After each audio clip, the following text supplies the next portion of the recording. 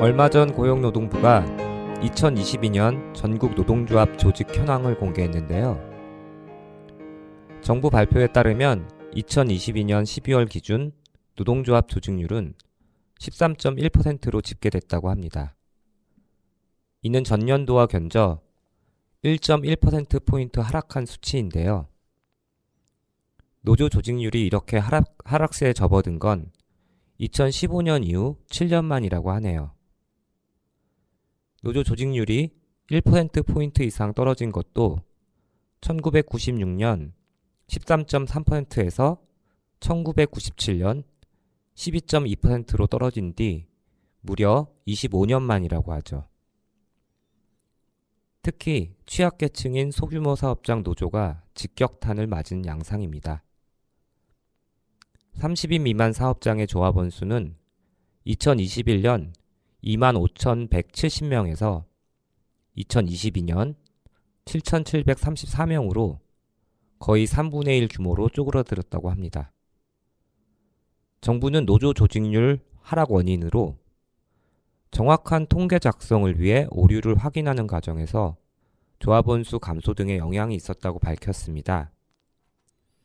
하지만 그동안 꾸준히 늘어온 노조 조직률이 하향 추세로 접어든 데에는 윤석열 정부의 노동 탄압 기조가 일정하게 영향을 끼쳤을 거라는 진단도 있더라고요. 청취자 여러분은 어떻게 생각하시나요? 최근 들어 노동조합을 떠나는 사람들이 이렇게 많아진 까닭을 짚어보기에 앞서 먼저 대다수 일하는 사람들이 노동조합을 선택하는 이유는 무엇인지부터 한번 얘기해보면 좋겠는데요. 여러분들도 아시는 것처럼 노동조합은 노동자들이 주체가 돼서 서로 단결해 근로조건을 유지 개선하고 지위 향상을 도모하는 것을 그 목적으로 결성하는 단체입니다. 평범한 사람들이 노조를 선택하는 이유는 무척 다양할 수 있겠는데요. 무엇보다 가장 중요한 이유는 아무래도 내가 일하는 직장에서의 권익 보호라고 할 수 있을 것 같아요. 실제로 몇 년 전 조사 결과에서도 한국에서 노동조합에 가입한 조합원들의 주된 노조 가입 동기는 임금 및 소득, 그리고 노동시간 및 안전 같은 항목들이라는 보도가 있었거든요. 이처럼 우리나라에서는 더 나은 노동 조건을 보장받기 위해서 노동조합을 선택하는 사람들이 대부분입니다. 문제는 지금 정부가 결사의 자유, 즉 노조할 권리를 옹호하기는커녕 노동개혁의 걸림돌로 노조를 지목하고 매우 강경하게 탄압하는 양상이 최근 들어 계속되고 있다는 사실일 텐데요. 이렇게 정부가 개별 노사관계에 과도하게 개입하니까 노동 3권의 보장을 통해 노사 간 대등한 협상으로 노동 조건의 향상 등을 추구했던 노동조합의 가입 유인도 그만큼 약화될 수밖에 없는 것이겠죠. 청취자 여러분은 어떻게 생각하시나요? 잠시 후에 시작될 코너 월담과 함께하는 공단 뉴스에서도 관련 소식을 여러분께 자세히 전해드릴 텐데요. 특히 작은 사업장 노동자들에게 노조할 권리란 여전히 그림의 떡이나 다름없는 상황입니다. 노조할 권리는 일하는 사람이라면 누구나 누려야 할 기본적인 권리입니다. 그래서 우리나라 헌법은 흔히 노동상권이라고 불리는 단결권, 단체교섭권, 단체행동권을 보장하고 있고요. 그런데 안타깝게도 교사나 공무원 등은 온전한 노동상권이 제약돼 있고 특수고용 노동자, 간접고용 노동자는 진짜 사장인 원청 사용자를 상대로 자신의 노동조건 개선에 대해 교섭하고 투쟁할 권리를 사실상 박탈당하고 있습니다. 노조할 권리가 일하는 사람 모두의 보편적 권리이기 위해서는 우리가 앞으로 함께 넘어야 할 산이 참 많은 것 같습니다. 단원 FM 청취자 여러분 안녕하세요. 2월 8일 월담의 노동이수다 35번째 방송은 노조할 권리를 특권과 반칙으로 몰아세우는 정부의 반노동 기조에 대한 이야기로 시작해 보았습니다. 오늘 첫 곡은 아이유의 비밀 띄워드립니다.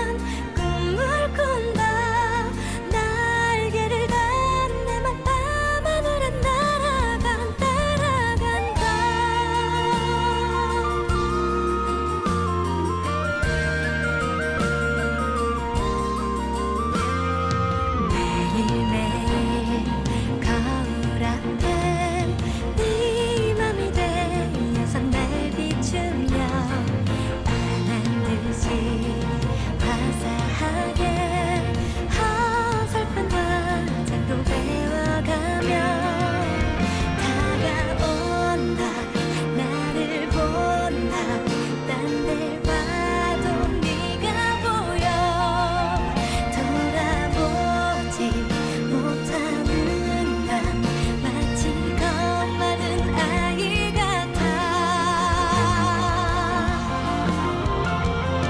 비밀이 참 많아진 나 꺼내기 어려운 얘기만 쌓여간다 그래도 난 꿈을 꾼다 날개를 단 내 맘 밤하늘에 날아가 너에게 들려진다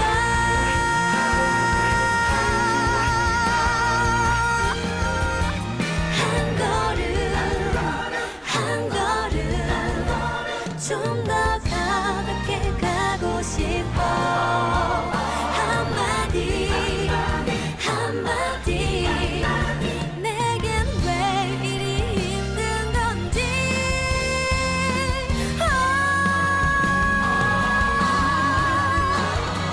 네 향기가 불어온다 내게로 보내는 나 같은 맘인 걸까 네 마음이 내게 온다 오늘도 그렇게 외우며 꿈속으로 내 마음을 듣고 있다 간절한 바람이 온 방안을 채우고 채우다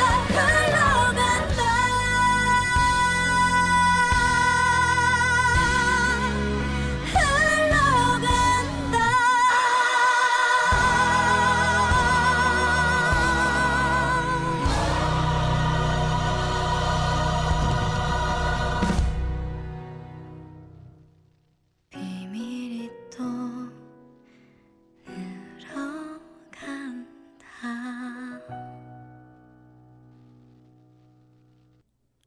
예, 이 계절에 어울리는 음악이죠. 레드핫 칠리 페퍼스의 스노우 들으셨습니다. 자, 이번에는 월담과 함께하는 공단 뉴스 시간입니다. 오늘도 노동자들이 알아야 할 뉴스, 함께 생각해보면 좋을 소식들을 가지고 오셨습니다. 이미숙님 안녕하세요. 네, 안녕하세요. 얼땀노조 이미숙입니다. 네, 벌써 2024년도 한 달이 후딱 지나고 어느새 2월이 되었네요. 지난 2주 동안 어떻게 보내셨나요? 그러게요. 벌써 2월 있네요. 저는 뭐 다른 단체들도 마찬가지겠지만 월담노조도 그 한 해 계획을 세우면서 보내다 보니까 1월 한 달이 후딱 지나가 버렸습니다. 이제 2월도 됐으니까 좀 숨 좀 돌리면서 보내야 될 것 같습니다. 네. 네. 그럼 한숨 돌리시고 네. 첫 번째 소식부터 한번 들어볼까요? 네, 지난 그 공단 뉴스에서 연장근로 시간 관련해서 대법원 판결 뉴스를 전해드린 적이 있는데요. 혹시 기억나세요? 그럼요. 네. 그 대법원이 주 최대 52시간 연장 근로의 한도 초과 여부를 판단할 때 1일 8시간을 넘긴 근로시간의 합계가 아니라 일주 근로시간 중 법정 근로시간인 40시간을 넘긴 만큼을 그걸 기준으로 해서 판단해야 한다는 내용이었잖아요. 네, 맞아요. 정확히 기억하시네요. 당시 대법원은 판결 이유를 이렇게 얘기했다고 해요.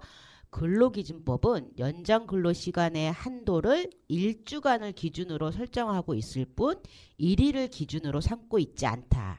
이렇게 말이죠. 네. 그래서 이 판결 이후에 고용노동부는 발빠르게 연장근로시간 적용 단위에 대한 행정 해석을 변경할 계획이라고 합니다. 그러니까 즉 연장근로시간 적용 단위를 하루 8시간 이상에서 주 40시간 이상으로 변경하겠다는 것인데요. 네. 이렇게 행정 해석이 변경된다면 지금까지 하루 8시간 넘게 일한 시간의 합계가 주 최대 12시간을 초과하면 법을 위반하는 것으로 봤잖아요. 그렇죠. 네. 근데 이제부터는 주 40시간을 초과한 연장 근로시간이 12시간을 넘는 경우에만 법적 제재를 받게 됩니다. 네. 네. 근데 이렇게 생각하시는 분들도 계실 것 같아요. 뭐 하루를 기준으로 하든 주 단위로 기준으로 하든 어찌됐건 간에 12시간을 넘기지 않으면 되는 거 아닌가? 뭐가 다르지? 그렇게 보시는 분들도 있지 않을까요? 네, 맞아요. 그런데 지난 공단 뉴스 시간에도 말씀드렸다시피 여기에는 굉장한 문제가 숨겨져 있습니다. 네. 하루에 몇 시간을 초과로 일했느냐를 따지지 않게 되면 바쁠 때 몰아서 일을 하게 되는 집중 노동, 압축 노동이 반복될 수 있다는 겁니다. 네. 제가 예를 한번 들어볼게요. 하루가 24시간이잖아요. 그렇죠. 네. 이 중 근로기준법상 하루 8시간마다 1시간씩 주어지는 두 차례의 휴게 시간 2시간, 그리고 연장 근로에 따른 휴게 시간 30분을 제외하면 몇 시간이죠? 21.5시간. 그쵸. 예. 21.5시간, 즉 21시간 30분이 네. 남죠. 바로 이 시간을 일이 급할 때 하루에 몰아쳐서 일을 해도 법적으로 문제가 없다는 해석도 가능해질 거라는 것입니다. 그러게요. 그러니까 주 12시간만 넘지 않는다면요? 네, 맞아요. 이게 저희가 상황을 막 부풀려서 청취자분들께 겁을 주는 게 아니라 지금도 많은 현장에서는 이런 집중 노동으로 힘들어하는 노동자들이 있다는 겁니다. 예를 들어서 그 게임 개발 업체에서는 크런치 모드라는 거가 있어요. 그쵸. 예. 게임 출시 며칠 전 또는 몇 주간 밤샘 근무를 포함해서 고강도 집중 노동을 하는 게 관행이라고 합니다. 네. 그 실제 이로 인해서 자살하시는 분들도 발생하기도 했고요. 그래서 사회적으로 문제가 크게 되기도 했습니다. 그래서 이제 대기업 같은 경우는 이런 관행을 없앴다고는 하는데 아직도 일부 업체에서는 크런치 모드와 같은 근무 방식이 유지되고 있다고 해요. 그런데 이제는 이것을 합법화하겠다는 이야기가 된 거죠. 예. 네. 크런치 모드 그 어원을 제가 찾아봤더니 네. 견과류를 으깨듯이 노동력을 갈아 넣는다. 그런 네. 의미가 담겨 있더라고요. 네. 생각해보면 정말 무시무시한 표현이잖아요. 그렇죠. 근데 더 무서운 건 이게 결코 이제 부풀려진 얘기가 아니라는 사실이죠. 네. 그리고 이제 집중 노동 시에는 당연히 따라올 수밖에 없는 야간 노동이 생기게 마련이죠. 그러면 이 야간 노동이란 게 이미 1급 발암 물질로 분류될 정도로 건강에도 해롭다는 게 국제적으로 인정되고 있잖아요. 네. 이렇게 신체적인 건강뿐만 아니라 정신적 건강에도 나쁜 영향을 미치는 이런 노동 방식을 정부가 왜 이렇게 고집하는 걸까요? 그러게요. 저도 물어보고 싶네요. 음. 예. 그 고용노동부 장관은 이 행정 해석 변경에 높은 의지를 보이면서 이렇게 또 말을 했다고 해요. 근로자 건강권을 보호하면서 근로시간의 유연성을 높이는 방향으로 제도 개선이 이루어지기를 기대한다. 이렇게 말이죠. 사실 이게 무슨 말인지 해석이 좀 필요한 것 같습니다. 네. 이게 정말 뭐 앞뒤가 안 맞는 얘기 아닌가요? 그렇죠. 근로자 네, 건강권 네. 보호하면서 근로시간 유연성도 높인다. 네. 아무튼 이게 노동계의 반발이 크겠네요. 네, 맞습니다. 그 민주노총 등의 경우는 정부가 집중 노동 시대를 선언했다라고 비판을 하고 있는데요. 네. 이미 한국을 비롯한 해외 여러 나라에서 주 4일제 시행이 진지하게 논의되고 있기도 하고요. 더불어서 과도한 노동량이 오히려 생산성을 떨어뜨린다는 연구 결과도 숱하게 발표되고 있는 상황에서 시대를 역행하는 정책이라는 비판이 일고 있습니다. 네. 대법원 판결이 굉장한 후폭풍을 몰고 온 셈인데요. 그런 만큼 장시간 압축 노동을 막기 위한 입법 보완 필요성도 있어 보입니다. 네. 예, 다음 뉴스 전해주시죠. 네, 두 번째 소식입니다. 고용노동부가 지난 1월 23일에 2022년 전국 노동조합 조직 현황을 발표를 했습니다. 네. 이걸 좀 보니까요. 노동조합 조직률은 2016년 10.3%에서 2021년 14.2%로 증가세를 보이다가 2022년에는 13.1%로 감소를 했다고 해요. 그래서 당연히 같은 기간 조합원 수도 196만 7천 명에서 293만 3천 명까지 늘었다가 272만 2천 명으로 줄었다고 합니다. 여기서 우리가 좀 주목해야 될 부분이 바로 작은 사업장 조직률인데요. 네. 그렇죠. 저도 되게 궁금한데요. 네. 고용노동부 발표에 따르면 노동조합 조직률은 규모가 작은 사업장일수록 낮게 나타났습니다. 300명 이상 사업장은 36.9%가 조직되어 있는 거에 반해서 100명에서 300인 미만 사업장은 5.7%, 그리고 30인 이상 100인 미만 사업장은 1.3%, 그리고 30인 미만 사업장은 단 0.1%에 불과했습니다. 0.1%면은 이거 너무 낮아도 진짜 많이 낮은 거네요. 그렇죠. 이처럼 작은 사업장의 낮은 노조 조직률은 좀처럼 변하고 있지 않습니다. 그렇다 보니까 작은 사업장 노동자들의 노동 조건 역시도 여전히 변하지 않은 채 열악한 상태를 유지하고 있다고 볼 수 있습니다. 네.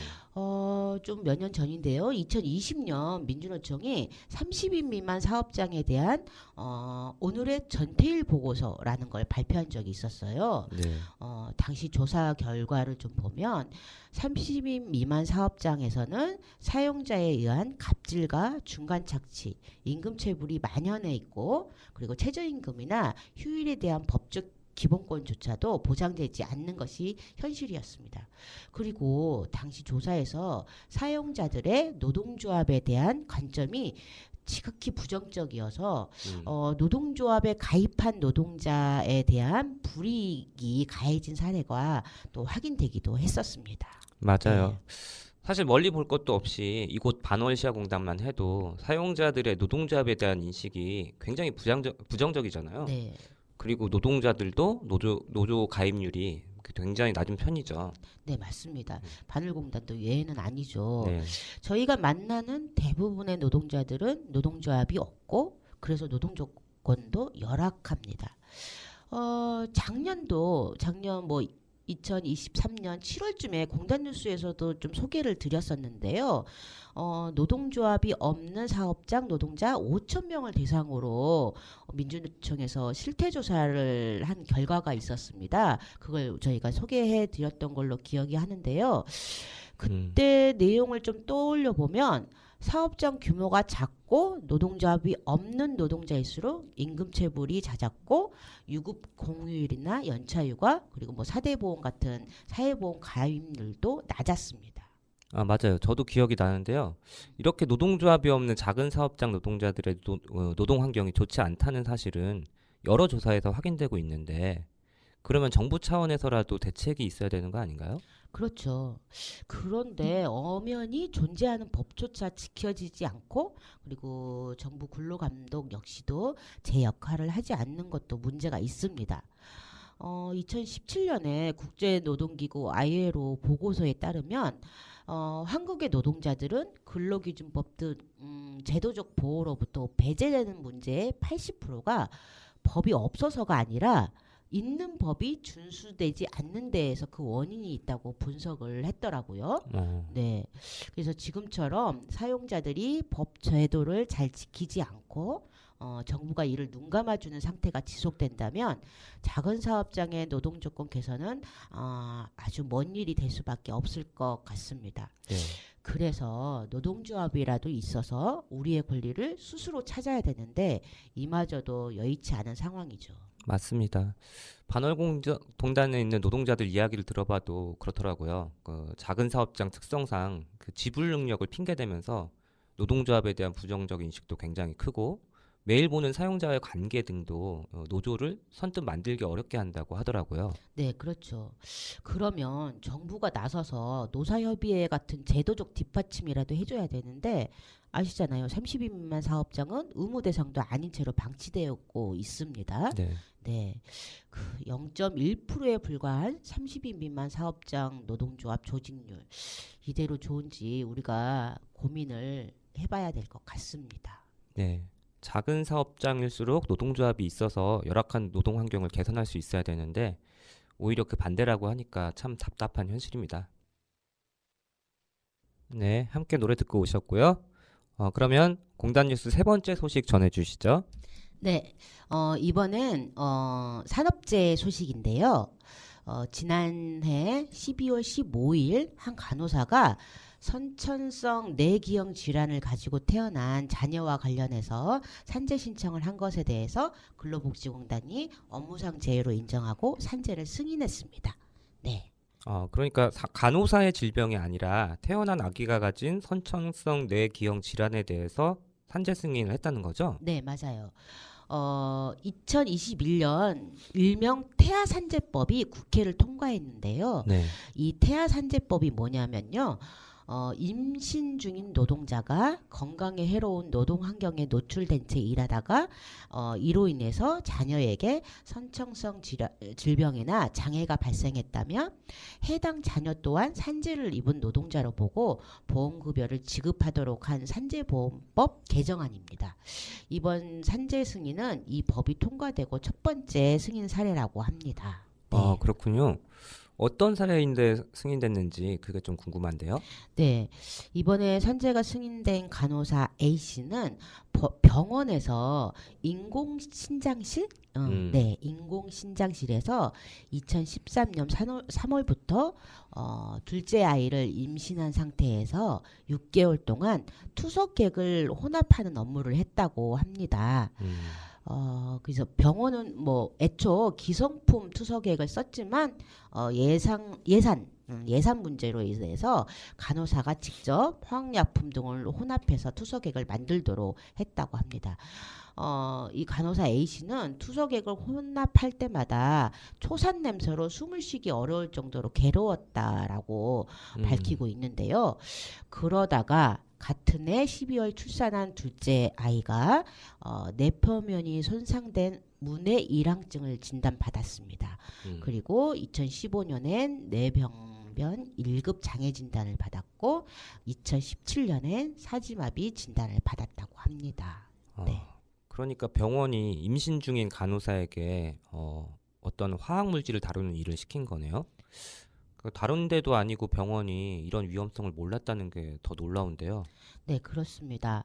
그 산업안전보건연구원 역학조사평가위원회는 해당 간호사가 임신 중 투석액 혼합 작업으로 인해 반복적으로 폐 손상 및 저산소증이 발생하였을 것으로 추정된다라고 했고요. 이 저산소증은 태아의 뇌와 관련된 기형을 유발하는 물질로 알려졌다라고 짚었습니다. 네. 그러면서 근로자 자녀의 상병이 업무 관련성에 민첩하게 있다라고 판단을 했다라고 합니다. 네. 그렇군요. 2021년에 법이 통과된 이후에 최초 승인이라고 하니까 그나마 다행이라고 해야 되나요? 지금까지 태아산재법 관련해서 산재 신청 건수가 얼마나 되나요? 네, 그 태아산재법 통과 이후에 6건의 산재 신청이 접수됐다고 해요. 이 중에 현재 4건에 대해서는 역학조사 결과가 나왔습니다. 이 중에서 또 반도체 공장에서 일한 노동자들이 제기한 나머지 3건이 있고요. 이 건에 대해서는 아직 뭐 검토 중이긴 하다고 하네요. 여튼 이분들의 산재 신청 승인 여부도 조만간 나올 거라고 하니까 관심 있게 지켜봐야 될 것 같습니다. 네, 다른 산재 신청건에 대해서도 좀 올바른 판정 결과가 나오길 기대해 보겠습니다. 예, 그러면 마지막 소식 전해주시죠. 네, 마지막 소식입니다. 우리 공단 뉴스에서 되게 많이 다뤘던 중대재해 처벌법 소식입니다. 드디어 그 중대재해 처벌법이 50인 미만 사업장에도 지난 1월 27일부터 적용이 됐습니다. 네. 안 그래도 참 걱정 많았는데 드디어 시행이 됐네요. 네, 그렇습니다. 이 법이 50인 미만 사업장에도 적용되기까지는 참 난관 많았었죠. 그렇죠. 네, 경영계는 물론이고 정치권도 적용 유예 연장에 적극적으로 나서면서 이러다가 또 유예되는 거 아닌가 하는 걱정이 있었습니다. 그렇죠. 네, 그리고 국민의힘과 더불어민주당 원내 지도부가 이번 시행을 앞두고 2년 더 늦추는 것에 대해서 막판까지 협의를 계속했다고 해요. 그런데 이제 민주당에서 법 적용 유예 논의 조건으로 밝힌 산업안전보건청 설립을 국민의힘이 받아들이지 않으면서 협의가 중단됐다고 합니다. 결국 이번 1월 본회의에 이제 개정안이 상정되지 않으면서 상시 근로자가 5인 이상 50인 미만 사업장에도 중대재해처벌법이 적용되었습니다. 네. 네. 50인 미만 사업장에 대한 중대재해처벌법 유예 연장을 그동안 줄곧 반대해온 노동계도 이제 한시름 덜겠네요. 네, 그런데 딱히 그럴 상황은 또 아닌가 봐요. 여야가 지금 중대재해처벌법 추가 개정에 대한 논의를 열어놓고 있어서 언제든지 합의만 되면 유예 연장을 할 수도 있다라는 상황입니다. 사실 우리가 오늘 사정상 네, 녹음 방송을 하고 있잖아요. 그렇죠. 예, 이 방송이 나가는 이 시점에 사실 잘못하면 유예 연장을 합의할 수도 있다라는 그런 불안한 예상도 제기되고 있습니다. 제발 그러게요. 그렇게 되지 않기를 네, 바라면서 이야기 계속 좀 나가겠습니다. 네, 네, 그래서 노동계는 중대재해처벌법이 시행되면 영세 사업장이 다 망할 것처럼 공포를 주장하는 정부 여당 그리고 민주당에 대해서 국민의 대표 자격이 없음을 자인한 것이라고 비판을 하고 있는데요. 네. 그러면서 그 어떤 것도 노동자의 안전과 생명에 우선할 수 없다라고 비판하고 있습니다. 네. 그렇군요. 경영계의 입장도 궁금한데요. 그래도 일단 시행은 됐으니까 반응이 좋지만은 않을 것 같아요. 네, 맞습니다. 중대재해처벌법 유예 연장 요구를 경영계는 이렇게 얘기를 하고 있어요. 네, 대기업조차 법 준수에 어려움을 겪을 정도로 산업 현장의 혼선을 야기하고 있는 법률이 중대재해처벌법이다. 그러면서 안전보건관리 체계 구축 이행에 어려움을 겪고 있는 소규모 영세사업장은 향후 사고 예방 효과보다는 범법자 양산 등의 부작용만 현실화될 것이다라고 밝혔다고 합니다. 네. 그 범법자를 양산할 거란 이야기는 그 법 시행 초기부터 기업들이 계속해서 해왔던 얘기잖아요. 그렇죠. 뭐 법을 지키면 사실 범법자가 되지 않을 텐데 결국엔 법을 지킬 의지가 없다는 걸 자백하는 게 아닌가 싶네요. 아무튼 소규모 사업장에 대한 지원 대책은 한편으로는 필요해 보이긴 하거든요. 정부 대책이 혹시 나온 게 있을까요? 네, 그래서 정부가 취약 분야 기업 지원 대책을 내놓고 산업재해 예방 업무에 대한 지원을 다각도로 진행할 것이라고 밝히고 있습니다. 그래서 이 대책을 좀 보니까 50인 미만 사업장 83만 7천여 개에 대한 전수 자체 진단을 거쳐서 중대재해 위험도에 따라서 중점과 일반 두 개로 이제 구분해서 사업장 안전 상태를 관리하겠다라고 합니다. 전수 자체 진단이요? 네, 그 말이 좀 네. 약간 이상하죠. 네. 전수 자체 진단. 그러니까 사용자가 자체 진단을 통해 위험도를 따지고 그에 따라 관리를 한다는 겁니다. 그래서 이를 바탕으로 컨설팅과 인력 등 안전관리 역량을 지원한다는 계획인데요. 이것도 뭐 사용자가 신청을 하면 해당 사업장에 컨설턴트가 직접 방문을 해서 안전보건 관리 체계 구축에 필요한 내용을 상담하는 서비스를 지원한다고 합니다. 사내에 그 안전관리 담당자를 별도 고용하기 어려운 중소기업의 경우에는 지역과 업종별 뭐 협회 단체를 중심으로 공동 안전 관리 전문가를 선임할 수 있도록 인건비도 지원할 예정이라고 합니다. 네. 네. 그 자체 조사라고 하는 게 제대로 진행이 될 수 있을지는 잘 모르겠는데 어떻게든 이러한 지원들이 중대재해를 줄이는데 도움이 됐으면 싶네요. 그리고 무엇보다 노동자의 안전을 단지 비용적 측면에서만 바라보지 않고 기업을 운영하는 데 있어서 당연히 갖춰져 있어야 할 시스템이라는 그런 인식이 갖춰졌으면 합니다. 네, 그렇습니다.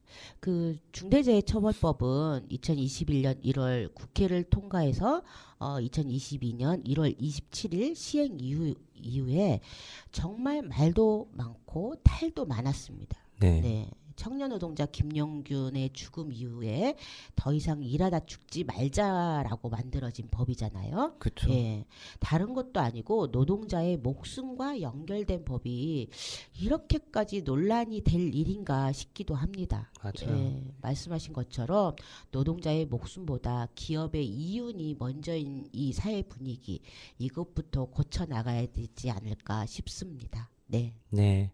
오늘 준비하신 공단 뉴스는 여기까지죠? 네, 오늘은 여기까지입니다. 다음에는 좀 더 힘나는 소식 전해드릴 수 있었으면 좋겠습니다. 네. 힘나는 소식을 앞으로 기대하면서 미숙님과는 여기서 인사드리겠습니다. 고맙습니다. 감사합니다.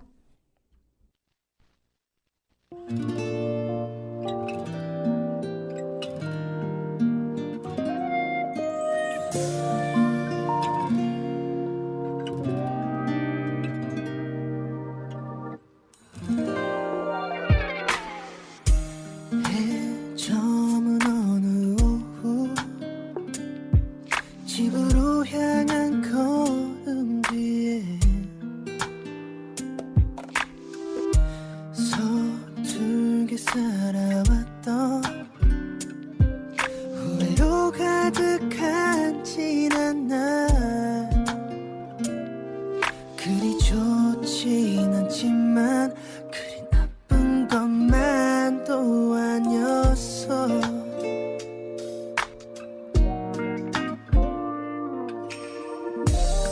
석양도 없는 저녁 내일 하루도 흐리겠지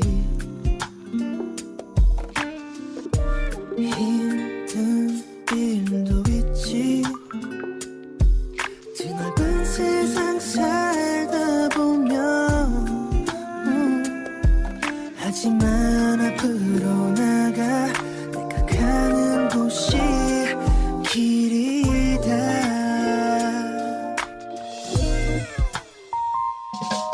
Bravo, bravo, my life 나의 인생아 지금껏 달려온 너의 용기를 위해 Bravo, bravo, my life 나의 인생아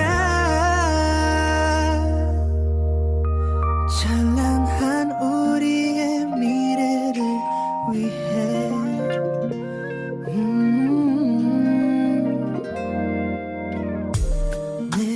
내일은 떠났겠지 그런 작은 희망 하나로 사랑할 수 있다면 힘든 1년도 버틸 거야 이런 앞으로 나가 내가 가는 곳이 길이다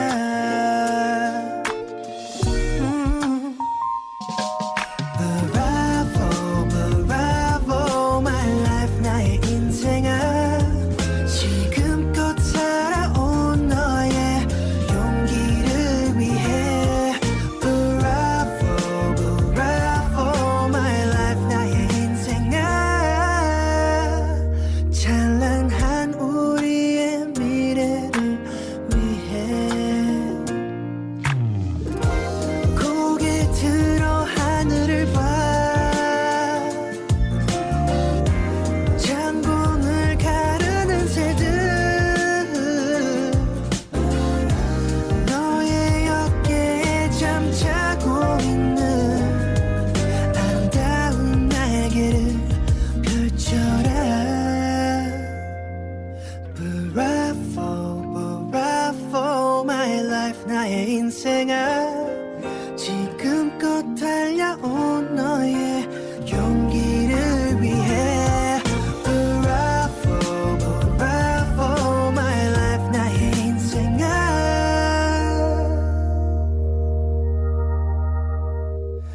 찬란한 우리의 미래를 위해 오늘 월담의 노동의 수다 35회 방송은 월담과 함께하는 공단 뉴스로 함께했는데요. 사실 오늘 공단 뉴스 코너에서 전하지 못한 이야기들이 좀 있어요. 그래서 아까 미숙님과 함께 미처 나누지 못한 이야기들은 마지막으로 전하면서 오늘 방송을 마칠까 합니다.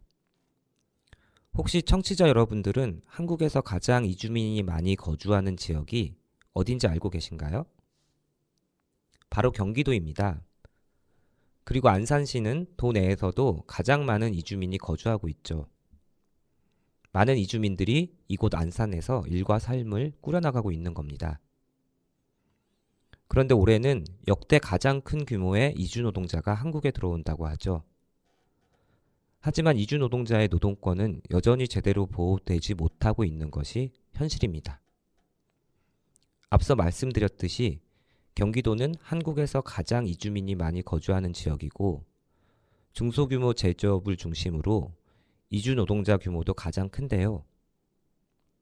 경기도 내 이주 노동자들에게는 매년 약 1,214건, 매일 약 3.3건의 임금체불이 발생하고 있다고 합니다.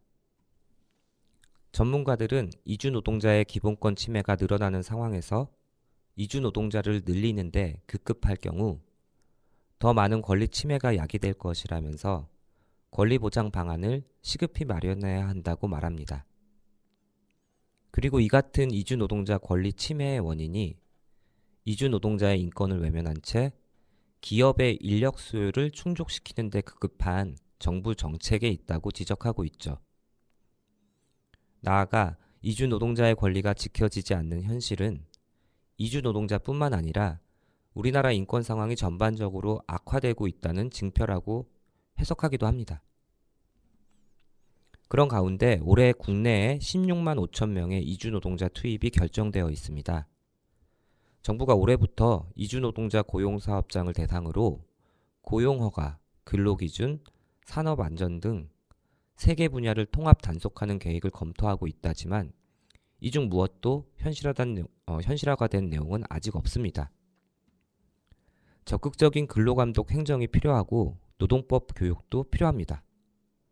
하지만 무엇보다 필요한 것은 이주 노동자들이 일터에서 목소리를 낼 수 있어야 한다는 점이겠죠.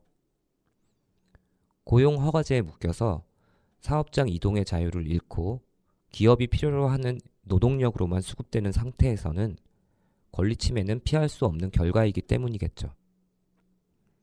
여기서 고용허가제란 말 그대로 사용자에게 이주 노동자를 고용할 수 있도록 허가해주는 제도를 말하는데요. 제도의 명칭에서 알 수 있듯이 사용자의 고용을 중심으로 설계된 제도라고 할 수 있습니다.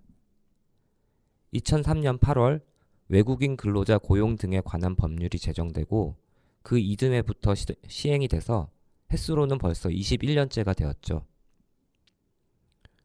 고용허가제는 내국인을 구하지 못한 국내 사업장이 정부로부터 고용허가를 받아서 비전문 외국 인력을 고용하는 제도라고 말씀드릴 수 있겠는데요.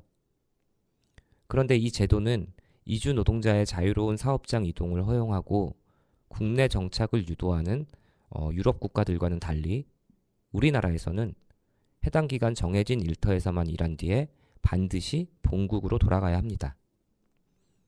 폭행이나 임금체불 등 예외적인 노동 착취가 발생하면 변경이 가능하다고 하지만 피해 당사자인 이주 노동자가 직접 그 피해 사실을 입증해야만 합니다.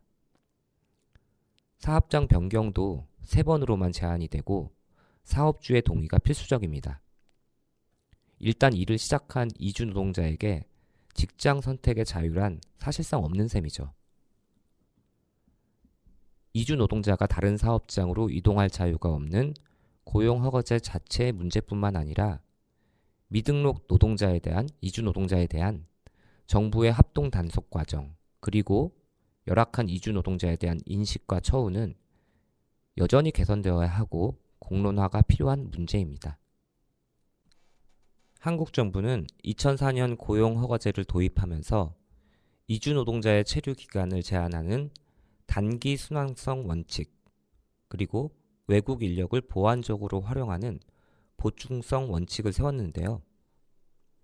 그런데 단기 순환성 원칙은 5년 기간으로 이주 노동자들이 일에 익숙해질만 하면 본국으로 돌려보내야 하니까 사업주들이 정책 변화를 요구하게 됐어요.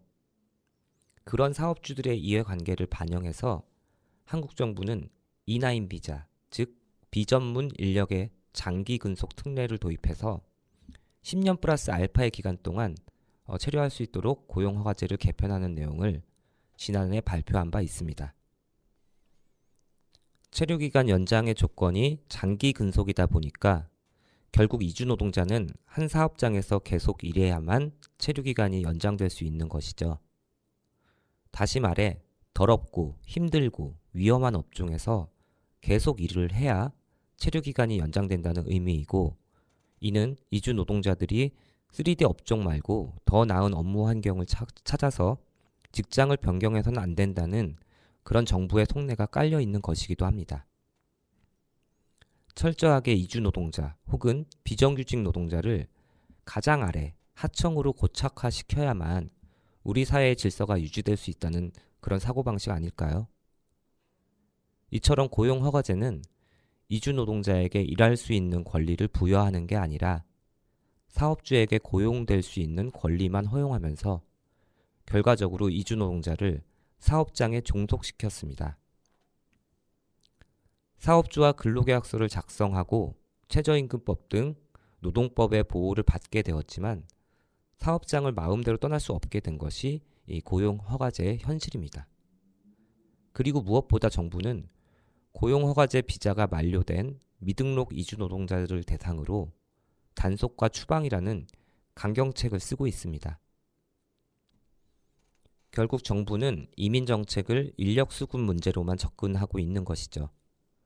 한동훈 전 법무부 장관이 재임 시절에 이민정책은 인류애를 위한 것이 아니라면서 국익의 관점에서 출입국 이민정책을 추진할 컨트롤타워로 이민청 설립 취지를 강조한 것 역시 같은 맥락으로 볼 수 있습니다. 전 법무부 장관의 이 말은 저임금의 열악한 일자리에 대한 내국인 기피 현상도 인구 감소에 따른 지방 소멸 위기도 전부 이주민으로 때우겠다는 얘기나 다름없잖아요. 정부가 철저히 국익의 관점에서 이민 정책을 추진하겠다는 것은 결국 좋은 이주민은 받아들이고 나쁜 이주민은 내쫓겠다는 말입니다. 정부가 단속과 통제 위주의 체류 정책을 포기하지 않는 한 노동력 확보라는 도구적 관점으로 이주민을 대하는 정책을 바꾸지 않는 한 올해도 미등록 이주 노동자에 대한 인권 침해, 고용 허가제로 인한 강제 노동 논란은 계속될 수밖에 없을 것입니다. 모쪼록 2024년에는 이주 노동자를 비롯한 작은 사업장 노동자들을 노동력이 아닌 인간으로, 시혜의 대상이 아닌 권리의 주체로 바라보는 정책이 만들어지길 바라봅니다. 오늘 마지막 곡은 콜드플레이의 옐로우입니다. 지금까지 저는 임용현이었고요. 월담의 노동의 수다 35회 방송 이것으로 마치겠습니다. 오늘도 좋은 하루 보내십시오.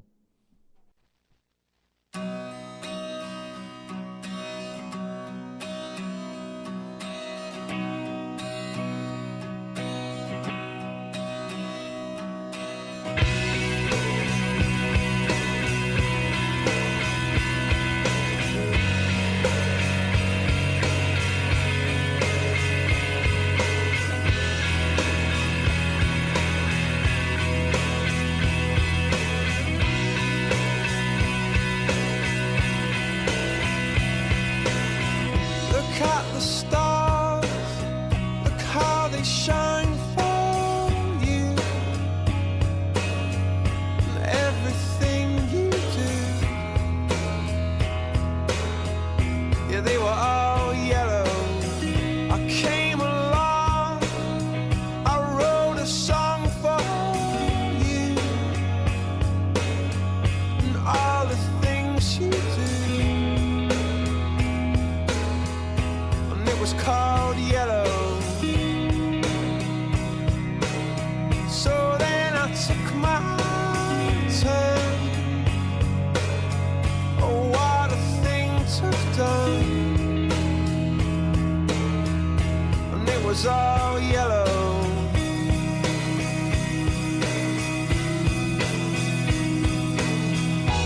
Your skin, oh yeah, your skin and bones turn into something beautiful. And you know I love you so.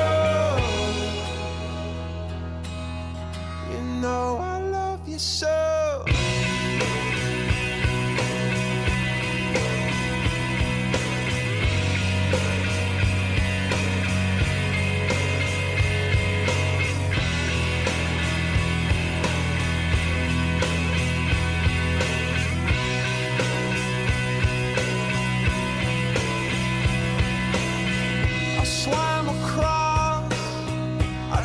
to cross for you. Oh, what a thing to do. 'Cause you were all yellow. I drew a line, I drew a line for you. Oh, what a thing to do. And it was all yellow.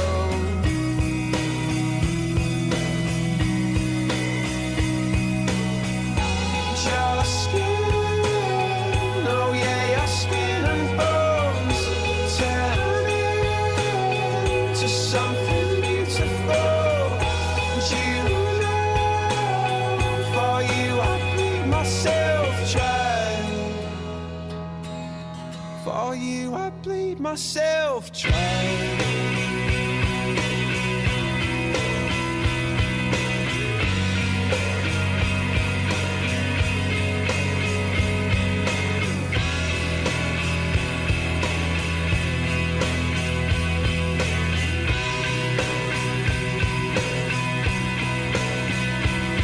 It's true. Look how they shine for you.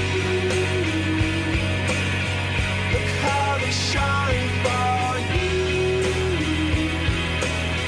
Look how they shine for you. Look how they shine for you. Look how they shine for you. Look how they shine. Look at the stars. Look how they shine for you. And all the things that you